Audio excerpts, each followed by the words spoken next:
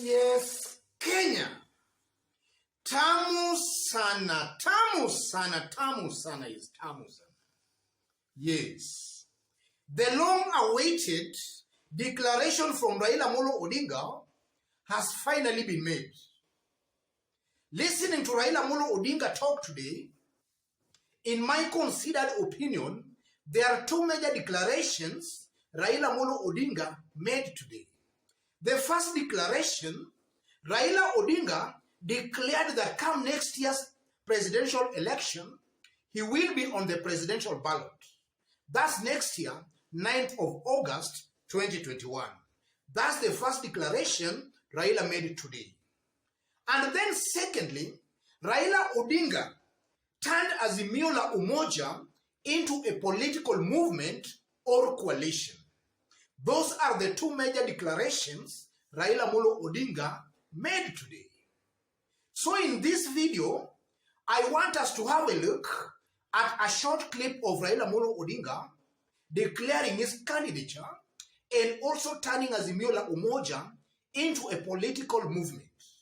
After which, as usual, we are going to dissect that to see in clear terms the political implications of those two declarations. Yes, have a look at this short clip. That's Raila Molo Odinga speaking today at Kasarani, Nairobi. What are the political implications of Raila's speech or rather declaration today? That's our analysis and discussion. So if in case you've just bumped here for the very, very first time, kindly subscribe, give this video a like. Give it a like, please. Give it a like. Thank you. God bless you. God bless Kenya. I've settled on 5 political implications on that Raila's declaration today. I know there might be so many implications, but I've settled on these 5, or rather I've summarized them into 5 for you and me to understand one another better. The first implication of that is that Kenyans should now not expect a surprise candidate to win elections come next year. Yes. With Raila now making it official that he will be on the presidential ballot come next year. Assuming things remain constant as they are today, Kenyans should not expect a surprise candidate to win presidential elections come next year. The person to win election or a presidential election next year most definitely will either be Raila Molo Odinga or William Ruto. You know, before Raila made this declaration, it was also rumored in some quarters that maybe Raila might just eventually or finally declare somebody Tosha. But now Raila has just declared that he will be on the presidential ballot. So Raila declaring somebody Tosha, that's now something that is now not there. It's either Raila for the presidency, or rather it's either Raila winning the presidency or William Ruto winning the presidency. That's the first implication of Raila's declaration today. And I'm saying that because some were expecting maybe Raila to endorse one of the Oka principles. And assuming Raila with this support across the country endorsing somebody in Oka, then that person most definitely would go into the presidential election with a realistic chance of being elected the president. But that is now not there. It's either Raila or Ruto for the presidency. The second implication of that, the declaration also solidifies Raila's support basis, and his popularity is set to rise steadily in his traditional support basis. You know, for quite some times now, since 2017 presidential election, Raila's supporters have largely been disillusioned. And some were not even thinking that Raila was even going to contest for the presidency. I've been getting such kind of doubts. Even some have been really sending me some messages that is Raila really going to contest for the presidency? So with this declaration today, it's now clear and official that come next year's election, Raila will be on the presidential ballot. That has the potential of actually solidifying Raila's traditional bases in Nyanza Western and in Coast. And that one has also the potential again of actually Raila's popularity rising in his traditional strongholds. That's the second implication of that declaration today. And then the third implication, for those who watched or attended that event, the presence of the government or the system or the deep state could be felt. Murathe was there, and Murathe just exposed that it was himself and the likes of Kimemia who actually really spread a lot of propaganda against Raila Amolo Odinga on the mountain. Yes. And also some cabinet secretaries also attended that event. We had Eugene Wamalwa, Peter Munya, and actually they were introduced, and Kenyans saw them. So the presence of the government in that event symbolizes the presence of the system, the deep state. This this monster that all along Raila supporters have all along felt has been robbing Raila of his victory. The presence of the system was there.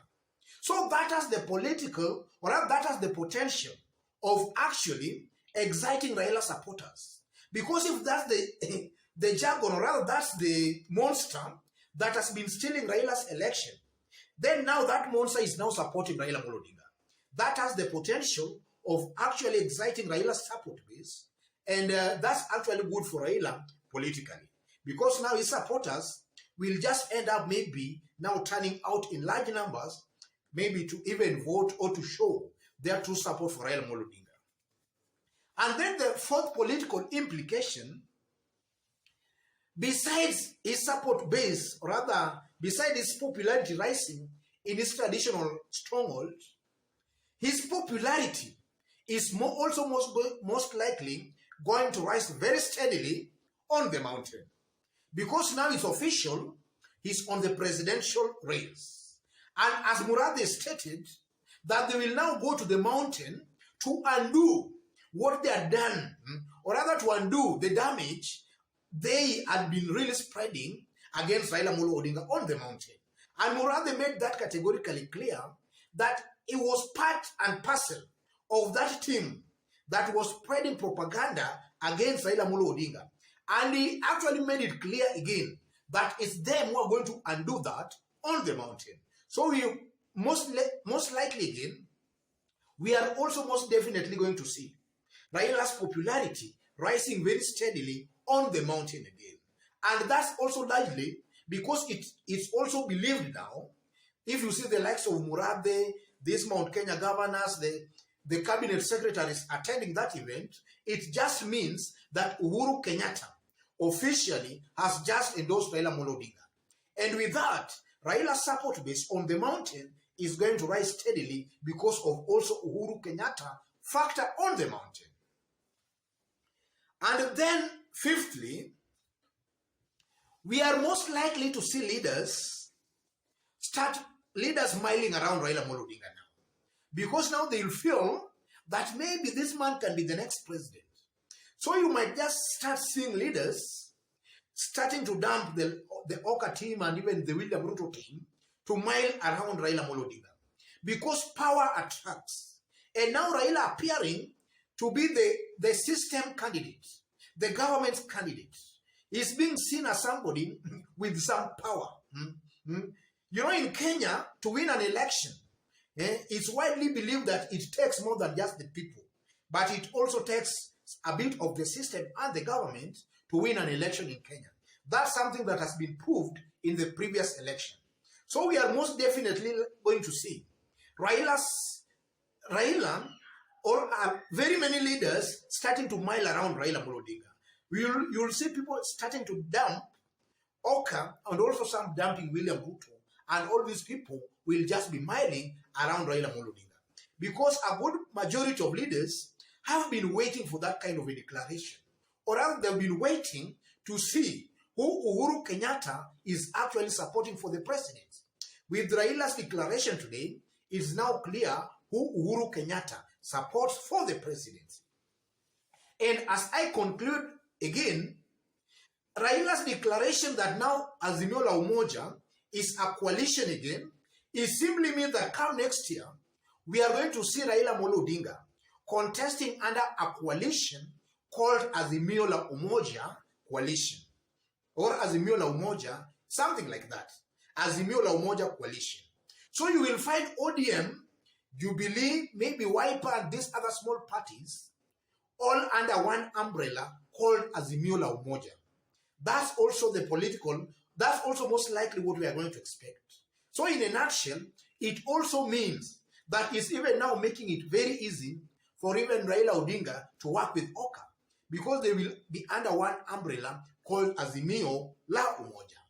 Otherwise, ladies and gentlemen, just as I did indicate when you were starting, if you've just bumped here for the very, very first time, kindly subscribe, give this video a like. Give it a like, please. And if you are watching us for the very first time, and you are watching us outside Kenya, drop a comment, let us know from which part of the globe you are watching us from. Drop a comment, and if possible, subscribe and also give this video a like. And to our fans and subscribers here, I'm very, very much humbled for the kind of support you are giving me here by constantly giving our videos likes, constantly dropping your comments. God bless you. God bless Kenya. Tamu sana, tamu sana, tamu sana.